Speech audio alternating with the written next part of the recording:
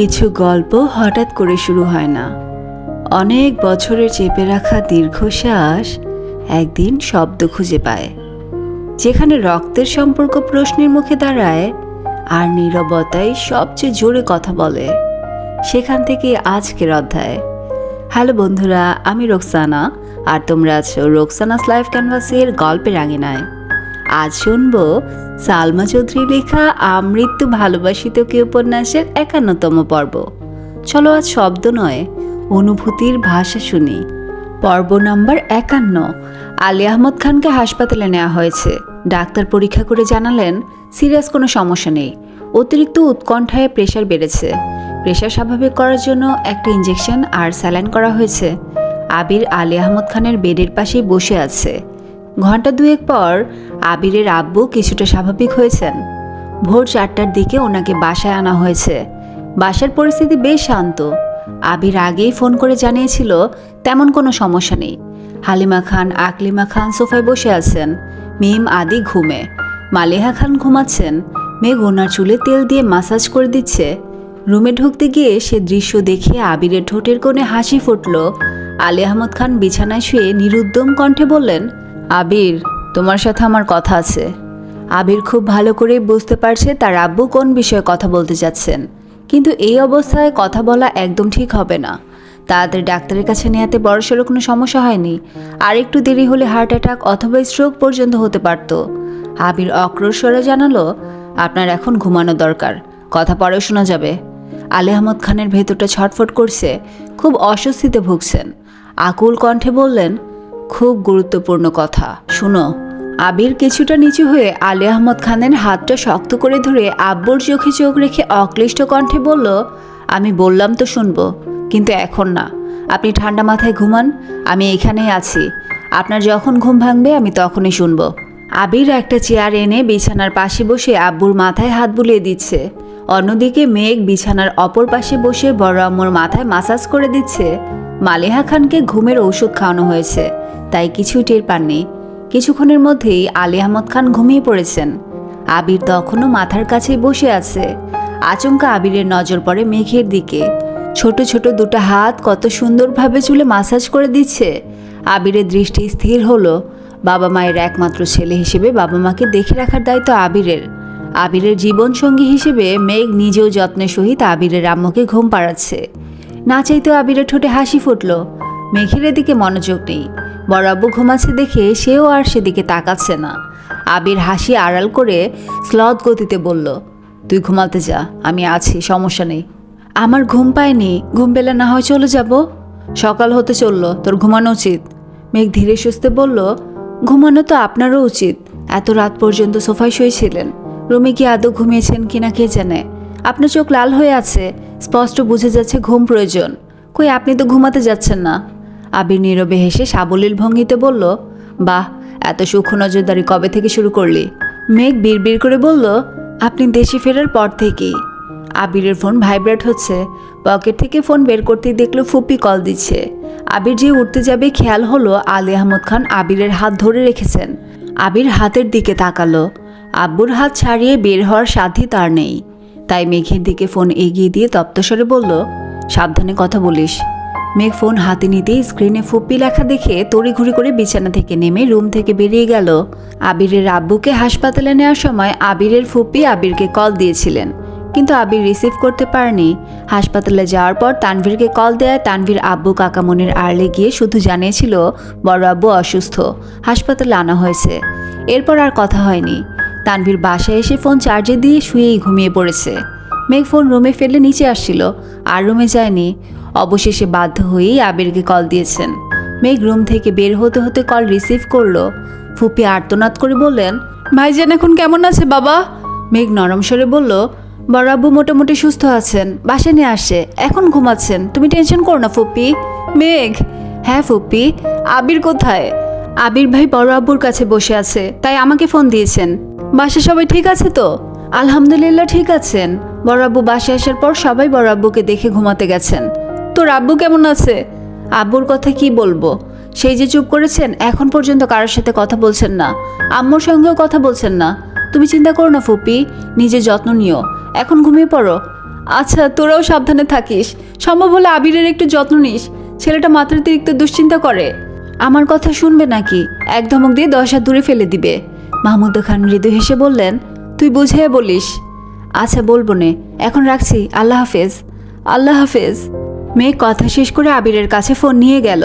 আবির phone নিয়ে শীতল কণ্ঠে বলল, ঘুমাতে যা। মেঘ মাথা নিচু করে ধীর কণ্ঠে বলল, আমি থাকি এখানে। আবির কপাল কুঁচকে তাকালো। মেঘ চোখ তুলতেই দুজনের চোখাচোখি হলো। আবির গম্ভীর কণ্ঠে বলল, রাত জেগে শরীর খারাপ করার কোনো প্রয়োজন নেই, রুমে যা। মেঘ আবিরের পানে চেয়েই গাল ফুলিয়ে ওষ্ঠ উল্টালো।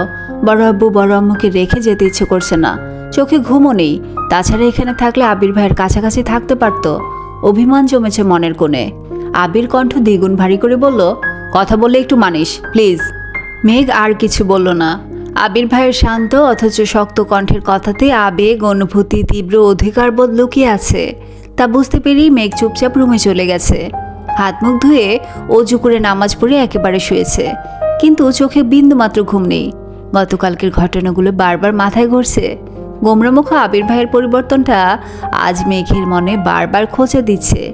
আবির দেশে আসার পর মেঘের সঙ্গে তেমন কথাই বলতো না, বললেও চোখে মুখে সবসময় রাগ, ক্রোধ থাকতো। উঠার ধমক দিয়ে বসতো, অথচ ধীরে ধীরে আবির কেমন যেন পরিবর্তন হয়ে যাচ্ছে। এখন আর আগের মতো রাগ দেখায় না, মেঘের উপর শুধু শুধু চেঁচায় না, কিছু জিজ্ঞেস করলে শীতল কণ্ঠে উত্তর দেয়। আর যত্ন তো কয়েক গুণ বেড়েছে। আবিরকে নিয়ে ভাবতে ভাবতেই মেঘ ঘুমিয়ে পড়েছে। প্রায় 8টা নাগাদ মালিহা খান সজাগ হয়েছেন। আবির তখনও চেয়ারে হেলান দিয়ে বসে আছে। মালিহা খান শোয়া থেকে তাড়াতাড়ি উঠে বসলেন। উদ্বিগ্ন কণ্ঠে আবিরকে প্রশ্ন করলেন, তোর আব্বুকে নিয়ে কখন বাসায় আসিস? ডাকিসনি কেন আমায়? 4টার দিকে আসছি, তুমি ঘুমাচ্ছিলে তাই ডাকিনি। তোর আব্বু ঠিক আছে তো? আলহামদুলিল্লাহ, একদম সুস্থ আছে, শুধু প্রেশারটা একটু বাড়তি, আজে বাজে চিন্তাভাবনা বাদ দিতে বলছেন। মালিহা খান করুণ দৃষ্টিতে আবিরের মুখের পানে তাকিয়ে আছে। তারপর মোলায়েম কণ্ঠে শুধালেন, সারা রাত ঘুমাসনি? না। রুমে গিয়ে একটু ঘুমিয়ে নে, আমি আছি তোর আব্বুর কাছে। সমস্যা নেই, আব্বু উঠুক পরে যাব। মালিহা খান তেমন জোর করলেন না। বাবার অসুস্থতায় ছেলে পাশে থাক, এটা সব মায়েরাই চাইবে। মালিহা খান উঠে ফ্রেশ হয়ে রান্নাঘরের দিকে চলে গেছেন। ততক্ষণে সকালের নাস্তা প্রায় রেডি হয়ে গেছে। বাড়িতে একজন হেল্পিং হ্যান্ড আছেন, যিনি প্রায় 15 বছর যাবৎ এই বাড়িতেই থাকেন। ওনার নাম খোদেজা। ওনার হাজবেন্ড এই বাড়ির দারোয়ান। বাড়ির দেখাশোনা ওনারা দুজন মিলেই করেন। ওনাদের দুজন মেয়ে, বড় মেয়ের বিয়ে হয়ে গেছে, ছোট মেয়েটা এবার ক্লাস 6-এ পড়ে। তাদের খাওয়া দাওয়া থেকে শুরু করে মেয়ের পড়াশোনার খরচ সহ সব দায়িত্বই আবিরের আব্বুর। আবিরদের মেন গেটের পাশেই ওনাদের থাকার জন্য 2টো রুম করে দিয়েছেন। উনি সব কাটাবাছা করে দেন, কিন্তু রান্না বেশিরভাগ সময় মালিহা খান নিজেই করেন। মালিহা খানের রান্না ছাড়া আবিরের আব্বু খেতে পারেন না। অসুস্থতার কারণে সব রান্না করতে না পারলেও আলী আহমদ খানের জন্য অল্প স্বল্প রান্না মালিহা খানই করেন। এখন বেশিরভাগ রান্না হালিমা খান করেন। রান্না করাটা হালিমা খানের শখ। নতুন নতুন রেসিপি বানানো, বাড়ির সবাইকে তা খাওয়াতে ওনার বেশ ভালো লাগে। অন্যদিকে আকলিমা খান রান্না পারেন না বললেই চলে। মালিহা খান বা হালিমা খান রান্না করলে উনি শুধু দাঁড়িয়ে দাঁড়িয়ে দেখেন, মাঝে মাঝে লবণ চেক করেন। বড় দুই বউ অসুস্থ থাকলে বাধ্য হয়ে খোদেজা আপার সহযোগিতায় রান্না করেন, তবে তা খাওয়ার যোগ্য হবে কিনা সে বিষয়ে সবসময় চিন্তিত থাকেন। আবির আসার পর আরেকজন হেল্পিং হ্যান্ড এনেছে। উনি 2 থেকে 3 ঘন্টার জন্য এসে ঝাড়া মোছা, কাপড় ধোয়া, সাথে অন্যান্য কিছু কাজ করে দিয়ে যান। আজ মালিহা খান হালিমা খান দুজনে উঠতে দেরি করেছেন, তাই আকলিমা খান আর খোদেজা আপা মিলে নাস্তা রেডি করেছেন। মালিহা খান রান্নাঘরে এসে আবিরের জন্য হালকা নাস্তা নিয়ে রুমে চলে গেছেন। আম্মুর কর্মকাণ্ডে আবির বিরক্ত হয়ে বলল, তোমাকে নাস্তা আনতে কে বলছে? ভালো না লাগলে শুয়ে ঘুমাও। তোর আব্বুর জন্য রান্না করতে হবে। এই অবস্থায় রান্না করতে যাবে? ওরা সব রেডি করে রেখেছে, শুধু রান্নাটা করব। আবির রাগান্বিত কণ্ঠে বলল, যা খুশি করো, তোমাদের কাউকে কথা মানাতে পারলাম না। আবির দীর্ঘশ্বাস ছাড়ল। মালিহা খান খানিক হেসে বেরিয়ে গেলেন। মালিহা খান ড্রয়িং রুম পর্যন্ত যেতেই মেঘ নেমে আসলো। মালিহা খানের আগে রান্নাঘরে ছুটে গেল। সবাই আলী আহমদ খানের রান্নার বিষয়ে কথা বলছিলেন। মেঘ উত্তেজিত কণ্ঠে বলল, বড় আব্বুর জন্য আজ আমি রান্না করব। আকলিমা খান হেসে বললেন, মেঘ তুই রান্না কবে শিখলি? আজকে শিখবো, তারপর রান্না করব। মালিহা খান তটস্থ হয়ে বললেন, না রে মা, তোর রান্না করতে হবে না। তোর বড় আব্বু এমনিতে অসুস্থ, রান্না ভালো না হলে খেতে পারবে না। রান্না একবারে ভালো না হলে প্রয়োজনে 5 বার করব, তবু আমি রান্না করব। তুমি শুধু বসে বসে আমায় দিক নির্দেশনা দিবে। মারে পাগলামি করিস না। মেঘ শক্ত কণ্ঠে বলা শুরু করলো, ডিসিশন ফাইনাল, রান্না আমিই করব। আমি এই বিষয়ে আর কোনো কথা শুনতে চাই না। তোমরা সবাই রান্নাঘর থেকে যাও, ডাইনিং থেকে নির্দেশনা দিলেই চলবে। বড় আব্বু আব্বু আবির ভাই যেভাবে নিজের মর্জি চালান মেঘও আজ ঠিক সেভাবেই বলেছে। মালিহা খান সহ বাকিরাও আশ্চর্য নয়নে মেঘকে দেখছে। সামান্য নুডলস করতে গেলে যে মেয়ে 10 বার আম্মু বড় আম্মু অথবা কাকিয়াকে ডাকতে থাকে, সে আজ রান্নার জন্য সবাইকে রান্নাঘর থেকে বের করে দিচ্ছে। ভাবা যায়। মালিহা খান ডাইনিংয়ে বসেই মেয়েকে নির্দেশনা দিচ্ছে। মেঘ সেই অনুযায়ী রান্না করছে। একবারের জায়গায় 10 বার লবণ চেক করছে। তরকারি হয়েছে কিনা সেটাও বুঝতে পারছে না। আবার কাউকে কাছেও আসতে দিচ্ছে না। মালিহা খানের কথা মতো বড় আব্বুর জন্য 2টো তরকারি রান্না করেছে। রান্না শেষে ছুটে গেল বড় আব্বুর রুমে, বড় আব্বু উঠেছে কিনা দেখার জন্য। 3 দিনের অনিদ্রায় আবিরের চোখ ঘুমে টানছিল, তাই চেয়ারে হেলান দিয়ে ঘুমিয়ে পড়েছিল। মেঘের নুপুরের শব্দে সহসা ঘুম ভেঙে গেছে। ক্ষুদ্র পরিসরে তাকাতেই চোখে পড়ল মেঘের নাজেহাল অবস্থা। গ্যাসের তাপে ঘেমে একাকার অবস্থা হয়ে গেছে। যে মেয়ে আজ পর্যন্ত টানা 10 মিনিট চুলার পাশে দাঁড়িয়ে থাকেনি, সে আজ প্রায় 1 থেকে 1.5 ঘন্টা যাবৎ রান্না করেছে। চোখ মুখ লাল হয়ে আছে। আবির সূক্ষ্ম নেত্রে মেঘকে দেখে মৃদুগামী কণ্ঠে বলল, তোর এই অবস্থা কেন? মেঘ উত্তর না দিয়ে উল্টো প্রশ্ন করল, বড় আব্বু এখনো ওঠেনি? না। আচ্ছা। মেঘ চলে যাচ্ছে। আবির পেছন থেকে গম্ভীর কণ্ঠে আবারও প্রশ্ন করল, আমি কি জিজ্ঞেস করছি? এমনি বলেই মেঘ চলে গেছে। আবিরের দুশ্চিন্তার কমতি নেই। আব্বু আম্মু মেঘ ফুপ্পি প্রত্যেকের চিন্তা এক আবিরের মাথায়। সেই সঙ্গে নিজের ব্যবসা, আব্বুর ব্যবসা, তানভীরের চিন্তা তো আছেই। একা একজনের পক্ষে কতদিন সামলানো সম্ভব? 9টার দিকে আলী আহমদ খানের ঘুম ভাঙে। সজাগ হয়ে আবিরের দিকে ঘুম ঘুম চোখে তাকাতেই আবির কোমল কণ্ঠে প্রশ্ন করল, এখন কেমন লাগছে? কিছুটা স্বাভাবিক মনে হচ্ছে। তুমি ঘুমাওনি? আবির মলিন হাসল। আব্বুকে ধরে বিছানা থেকে উঠিয়ে ওয়াশরুম পর্যন্ত এগিয়ে দিল। আলী আহমদ খান অনেকটাই সুস্থ, একাই চলতে পারেন। তবু আবির রিস্ক নিতে চায় না। আলী আহমদ খান ফ্রেশ হয়ে বিছানায় এসে বসতেই আবির প্রেশার মাপার যন্ত্র নিয়ে আসলো। প্রেশার এখন আগের থেকে অনেকটাই স্বাভাবিক হয়েছে। আলী আহমদ খান গুরুভার কণ্ঠে প্রশ্ন করলেন, তানভীর কোথায়? ওঠেনি এখনো? বলতে পারছি না, দেখতে হবে। তানভীরকে ডাকো, তোমাদের 2 ভাইয়ের সাথে আমার কথা আছে। আবির ভ্রু কুঁচকে বলল, আগে খাবার খেয়ে ঔষধ খাবেন, তারপর কথা শুনবো। আলী আহমদ খান গম্ভীর কণ্ঠে বললেন, তুমি আমার কথা গুরুত্ব দিচ্ছ না আবির। আবির ঠোঁটে হালকা হাসি রেখে বলল, আপনার সুস্থতা থেকে আশা করি কথাটা বেশি গুরুত্বপূর্ণ না। আপনি সুস্থ থাকলে একটা কেন 1,00,000 কোটি কথা বলতে পারবেন। আলী আহমদ খান নিশ্চুপ। আবির রুম থেকেই উচ্চস্বরে বলল, আম্মু আব্বুর জন্য খাবার পাঠাও। একটু পরেই মেঘ খাবার নিয়ে রুমে ঢুকলো। আবির কপাল গুটিয়ে চেয়ে আছে। মেঘ ভাতের প্লেট রেখে আবারও ছুটলো, একে একে সব নিয়ে আসছে। মালেহা খান রুমে এসে বিছানার পাশে বসে আবিরের আব্বুর সাথে কথা বলছে। এই সুযোগে আবির মেঘের দিকে তাকিয়ে ভ্রু নাচালো। মেঘ শুধু মুচকি হাসলো। আবিরের মাথায় কিছু ঢুকছে না। মালেহা খান এবার খাবারের প্লেট এগিয়ে দিয়ে উদ্দীপ্ত স্বরে বলল, নিন খেয়ে বলুন রান্না কেমন হয়েছে। আলী আহমদ খান অল্প খেয়ে কপাল খানিকটা কুচকালো। সে দৃশ্য দেখে ভয়ে মেঘের বুক কেঁপে উঠল। স্বয়ং আবির ভাই এখানে উপস্থিত। রান্না খারাপ হলে আজ খবরই আছে। আলী আহমদ খান আর একটু খেয়ে হাসি মুখে বললেন, আজকের রান্নার স্বাদ অন্যরকম। এ রান্না তো তোমার না, কে রান্না করেছে? মালেহা খান চোখের ইশারায় মেঘকে দেখালো। আলী আহমদ খান অবাক চোখে মেঘের দিকে তাকালো। আলী আহমদ খানের থেকেও কয়েক গুণ বেশি অবাক হয়েছে আবির। বিপুল চোখে তাকিয়ে আছে মেঘের দিকে। মেঘ লজ্জায় মাথা নিচু করে রেখেছে। আলী আহমদ খান খেতে খেতে মেঘের প্রশংসায় পঞ্চমুখ। তা শুনে মেঘ লজ্জায় লাজুকতার ন্যায় নুয়ে পড়েছে। আবিরের বৃহৎ আখি যুগল মেঘেতে স্থির হয়ে আছে। মেঘ রান্না করেছে, এটা আবিরের কাছে অবিশ্বাস্য ঘটনা। সহসা আবিরের মনে দুশ্চিন্তা হানা দিল। তীক্ষ্ণ দৃষ্টিতে মেঘকে আপাদমস্তক পরখ করতে লাগলো। রান্না করতে গিয়ে কোনো সমস্যা হয়েছে কিনা তাই দেখে নিল। আবিরের হৃদয় খুঁড়ে স্বস্তির নিঃশ্বাস বেরিয়ে আসলো। মনের ভেতর অন্যরকম ভালো লাগা কাজ করছে। প্রতিনিয়ত মেঘের বিস্ময়কর কর্মকাণ্ডে আবির অভিভূত হয়ে যাচ্ছে। মেঘের দায়িত্ববোধ, চলাফেরাতে আমূল পরিবর্তন, আচরণ কথাবার্তাতেও আকাশ পাতাল পার্থক্য। ছটফটে অল্প বয়স্ক মেয়েটা কয়েকদিনে কেমন যেন দায়িত্বশীল মেয়ে হয়ে উঠেছে। কথায় পূর্ণ ম্যাচুরিটি। হুটহাট রেগে যায় না, রাগলেও তা নিয়ন্ত্রণ করতে শিখে যাচ্ছে। আবিরের আব্বু আম্মুর প্রতি যত্ন দেখে আবির নবরূপে অষ্টাদশীর প্রেমে পড়ছে। আবির ভাবতেও পারেনি তার ছোট্ট চড়ুই পাখি এত দ্রুত বদলে যাবে। প্রেমিকা সুলভ আচরণের মেয়েটা দিনকে দিন বইয়ের ন্যায় আচরণ করছে। অষ্টাদশীর উষ্ণ আত্মতায় আবিরের বক্ষ অনুষঙ্গে আন্দোলিত হয়। আলী আহমদ খানের খাওয়া প্রায় শেষের দিকে। আবির গলা খাকারি দিয়ে মেঘকে উদ্দেশ্য করে বলল, তানভীর উঠছে কিনা দেখে আয়, উঠলে বলিস রুমে আসতে। মেঘ আচ্ছা বলে চলে গেছে। এর মধ্যে মোজাম্মেল খান রুমে আসছে। ভোরবেলা একবার দরজা পর্যন্ত এসেছিল। বড় ভাই ভাবির রুম, তাই ভেতরে আসেনি। দরজার বাহির থেকেই আবিরের সঙ্গে কথা বলে চলে গেছিল। মোজাম্মেল খান আসতেই আলী আহমদ খান শান্ত স্বরে বললেন, আয় ভেতরে এসে বস। এর মধ্যে তানভীর আসলো। খাবার শেষ হতেই মেঘ প্লেট নিয়ে চলে গেছে। আবির আব্বুকে ঔষধ এগিয়ে দিয়ে পুনরায় চেয়ারে বসেছে। তানভীর আবিরের পেছনে দাঁড়ানো। মালেহা খান আলী আহমদ খানের পাশেই বসা।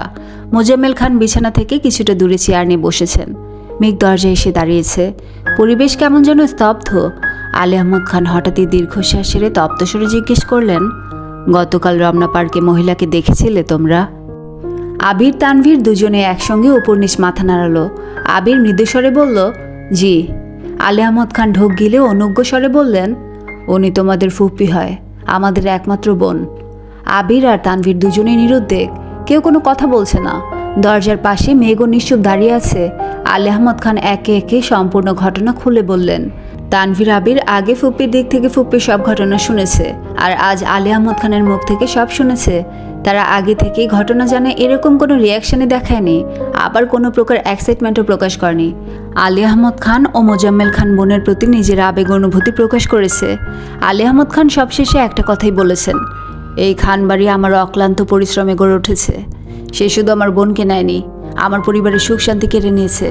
আমি তাকে কোনোদিনও ক্ষমা করব না। আবির ভারী কণ্ঠে শুধালো, 28 বছরে আপনার পরিবার পরিপূর্ণ হয়নি, আমরা কি তবে আপনার শান্তির কারণ নয়? আবিরের মুখে এমন কথা শুনে সকলে আশ্চর্য নয়নে তাকিয়ে আছে। আবির এমন কথা বলার ছেলেই না। আলী আহমদ খান হেসে বললেন, তা কেন হবে? এখন তোমরাই আমার সব, তোমাদেরকে ঘিরে আমার সব আশা ভরসা। তাহলে এত বছর আগের ক্ষোভ এখনও কেন পুষিয়ে রেখেছেন? আর আমাদেরকে কেনই বা বলছেন? সেই ক্ষোভ আমাদের মধ্যে ঢুকাতে যাচ্ছেন? আলী আহমদ খান নিরুপায় হয়ে তাকিয়ে আছে। কি বলবে কিছুই বুঝতে পারছে না। এত বছর পর বোনকে দেখাতে নিজের আবেগ, অনুভূতি, রাগ, ক্ষোভ সব যেন একসাথে মিশে গেছে। মোজাম্মেল খান ধীর কণ্ঠে বললেন, তোমাদের একজন ফুপি আছে তা তোমাদের জানা দরকার, সেজন্য জানানো হয়েছে। আবির মৃদু হেসে বলল, আপনারা যদি নিজেদের ক্রোধ কমাতে না পারেন আর ওনাকে এই বাড়ির চৌকাট পেরোতেই না দেন, তবে আমাদের ফুপি আছে কি নেই সেই কথা জেনে আমাদের কি কাজ? তানভীর সন্দেহান চোখে চেয়ে প্রশ্ন করল, ফুপিকে কি এই বাড়িতে আনা যায় না? সেটা সময় বলে দিবে। আরও কিছুক্ষণ চলল এই কথোপকথন। আবির বাবা চাচাকে ইচ্ছেকৃত খোঁচা দিয়ে কথা বলছে, যেন ওনাদের ভেতরের রাগ ক্ষোভ কমে আসে। আবিররা ওনাদের সাপোর্ট করলে সেই রাগ কমার বদলে উল্টো বেড়ে যাবে। কথা শেষ করে আবির নিজের রুমে গিয়ে ফ্রেশ হয়ে শুয়ে পড়েছে। 3 দিনের ক্লান্তিতে চোখে ঘুম আছড়ে পড়ছে। অফিসে যাওয়ার বিন্দুমাত্র শক্তি নেই। রাকিবকে জানিয়ে দিয়েছে। সেই যে সকাল থেকে ঘুমিয়েছিল, সেই ঘুম ভেঙেছে সন্ধ্যার আগে আগে। হাত মুখ ধুয়ে তাড়াতাড়ি নিচে আসে। সারাদিনের ঘুমের কারণে আব্বুর খোঁজ নিতে পারেনি। রুমে ঢুকতে গিয়ে দেখলো আলী আহমদ খান বিছানায় হেলান দিয়ে চোখ বন্ধ করে বসে আছেন। মেঘ পাশের চেয়ারে বসে বড় আব্বুকে পত্রিকা পড়ে শোনাচ্ছে। আবির তা দেখে রীতিমতো ভিমড়ি খেল। মেঘের প্রতি দুর্বলতা ক্রমশ বাড়ছে। আবির ধীর গতিতে রুমে ঢুকে আব্বুর পায়ের কাছে বসলো। আস্তে করে ডাকলো, আব্বু। আলী আহমদ খান চোখ মেলে তাকালেন। সঙ্গে সঙ্গে মেঘের পত্রিকা পড়াও বন্ধ হয়ে গেছে। আবির ধীর স্থিরভাবে জিজ্ঞেস করলো, এখন শরীর কেমন? আলহামদুলিল্লাহ ভালো। আবির উদ্বিগ্ন কণ্ঠে শুধালো, ঔষধ? আলী আহমদ খান মেঘের দিকে তাকিয়ে বললেন, আমার মাই খাইয়ে দিয়েছে, সারাদিন ধরে এখানে বসে আছে, রুমে যাচ্ছে না। আবির কপাল কুঁচকে মনে মনে বিড়বিড় করে বলল, তোর ম্যাচুরিটি আমায় প্রতিনিয়ত উন্মাদ করে তুলছে। এত ম্যাচিওর হয়ে যাচ্ছিস কেন তুই? পূর্ণাঙ্গ বউ তো আমি চাইনি। আমার উগ্র বদমেজাজি উশৃঙ্খল বউটাকে কি তবে হারিয়ে ফেলছি? এই ছিল আজকের আমৃত্যু ভালোবাসি তোকে উপন্যাসের 51তম পর্ব। সব সত্যি সবসময় বলা হয় না, কিছু সত্যি চোখের চাহনিতেই মানুষকে ভেঙে দেয়। যদি আজকের পর্ব তোমার ভেতর কোনো প্রশ্ন রেখে যায়, তাহলে পাশে থেকো, লাইক, কমেন্ট, শেয়ার আর সাবস্ক্রাইব করে। আজ এখানেই থামি। পরের অধ্যায়ে হয়তো নীরবতারও জবাব মিলবে। ততক্ষণ পর্যন্ত ভালো থেকো, সুস্থ থেকো, নিজের যত্ন নিও। আল্লাহ হাফিজ।